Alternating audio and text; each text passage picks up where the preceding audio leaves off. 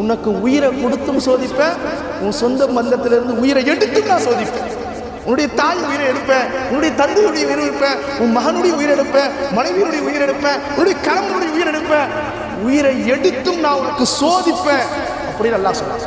பசியால பட்டினியால உன்னை நான் சோதிப்பேன், உனக்கு பசியை கொடுப்பேன், உனக்கு பட்டினியை ஏற்படுத்துவேன், ஒரு வேளை சாப்பிட உணவு இல்லாமல் உன்னை நான் ஆக்குவேன். உன்னுடைய காசு பணத்தை கொடுத்தும் நான் சோதிப்பேன், அந்த காசையும் பணத்தையும் முன்னிடத்திலிருந்து எடுத்தும் சோதிப்பேன். பெரிய பணக்காரனாக இருந்தேன், பெரிய லட்சாதிபதியாக இருந்தேன், பெரிய கோடீஸ்வரனாக இருந்தேன், ஆனால் எல்லாத்தையும் அல்லாஹ் என்கிட்ட பிடுங்கிட்டானே. இப்போயும் பல நபர்கள் இருக்கத்தான் செய்கிறாங்க. உங்களுடைய உள்ளத்தில் ஒரு விதமான பயத்தை கொடுப்பேன். அது ஒரு சோதனைங்கிற அல்லாஹ்.